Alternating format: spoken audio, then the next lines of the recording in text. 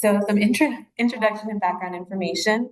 Most research on language development in autistic children focuses on the monolingual English speakers, leaving bilingual and non-English speaking families underrepresented.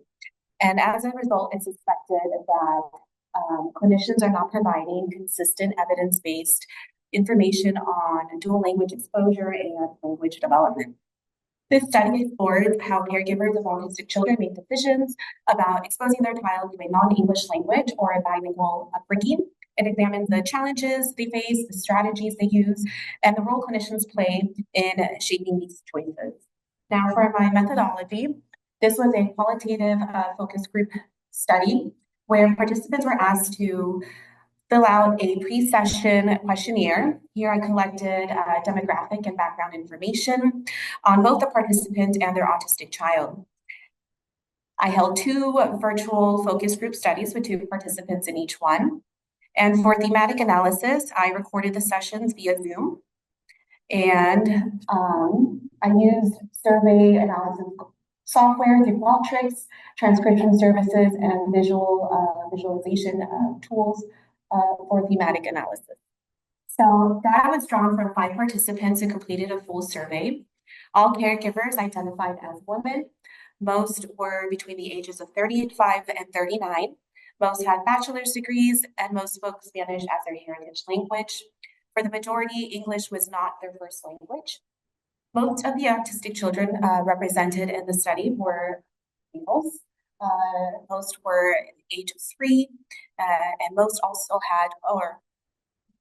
had clinical or medical diagnosis of autism spectrum disorder. And English was the dominant language reported, and the spoken language was the primary mode of communication. So for the first theme that emerged from the study was the caregivers' perspectives and attitudes towards bilingualism. 80% of participants believed that it was important or extremely important for their child to become bilingual, while all participants expressed a strong desire to teach their children their heritage language.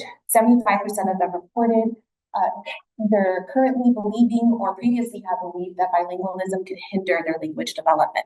100% of caregivers believe that bilingualism is beneficial, and it was attributed to preserving cultural identity, creating professional advantages, fostering cross-generational communication, and enhancing a sense of belonging within families and communities. The second theme that emerged from the study was a clinician influence on bilingualism.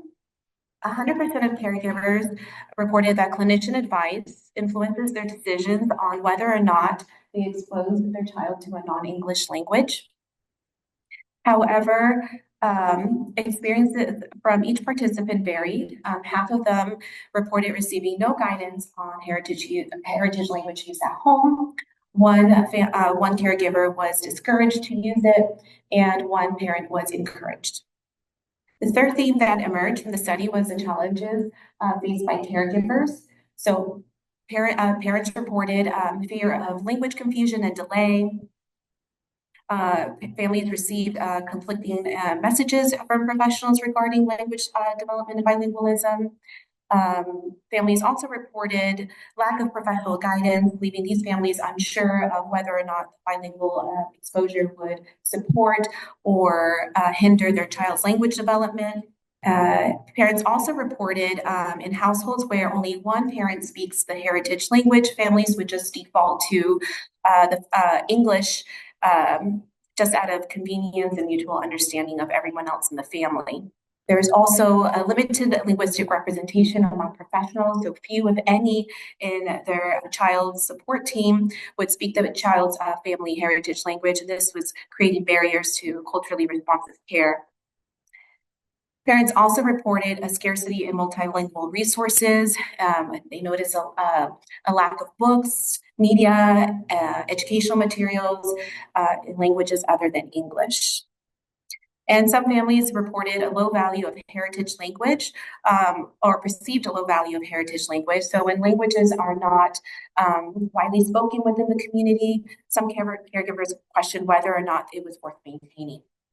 The last theme that emerged from this study was caregiver strategies for supporting bilingualism at home. Families reported needing music in the heritage language, natural exposure to their heritage language through interactions with monolingual relatives. Families reported using video calls like FaceTime to connect with heritage language speaking family members, occasionally integrating the heritage language into everyday conversations, and intentionally using only to speak their heritage language at home. So the first implication, so for going into implications and recommendations, the first implication would be that clinicians hold a significant influence and their recommendations are impactful. The first recommendation would be to provide clinicians with ongoing training in evidence-based communication and language practices, emphasizing the emotional and cultural weight that these decisions carry. The second implication is that rationale for supporting bilingualism should center on identity and belonging, not just academic or language milestones. When discussing bilingualism with families, it should be framed as a matter of identity and family connections. Clinicians should also ask meaningful questions to understand the role and the importance that heritage language has in the family's values and daily life. The next implication is families report conflicting advice, with some professionals discouraging home language use without evidence or nuance. And the recommendation would be to incorporate lived caregiver experiences and perspectives into clinician education programs to ensure that this advice aligns with real-world contexts and supports linguistically diverse families.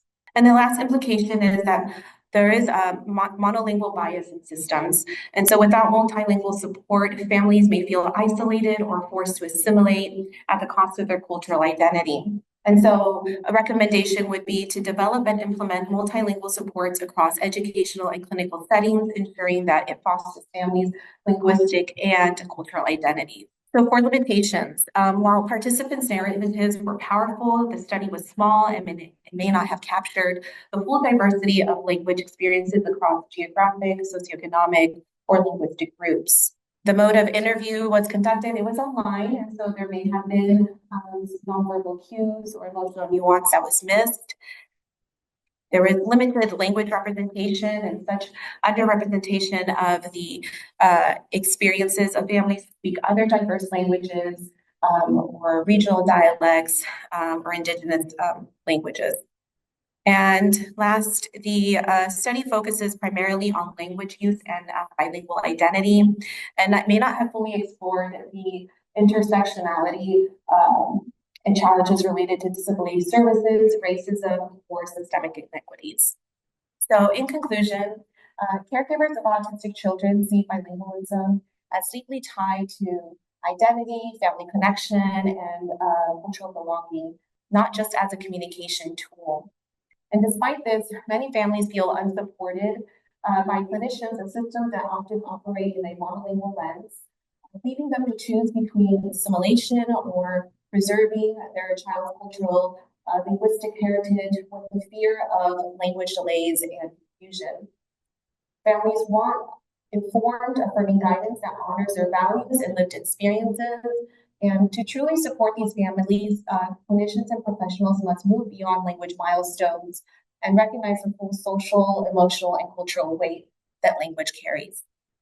And as my acknowledgements, I'd like to express my greatest gratitude to the participants that participated in this study and were vulnerable and shared their lived experiences. I'd like to appreciate the LEN faculty and staff and my mentors, Dr. Thompson and Dr. Yu, for their support for this research project. The UC Davis Mind Institute was founded in 1998 with the promise to reduce and prevent the disabilities that can be associated with autism and other neurodevelopmental conditions. Every day, our clinicians and researchers make progress on that promise. Our groundbreaking research on autism, Fragile X syndrome, chromosome 22q11.2 deletion syndrome, ADHD, and other conditions associated with disability are helping affected individuals achieve their fullest potential. Please visit our website or our social media platforms to find out more about current studies, upcoming events, and how you can help make a difference.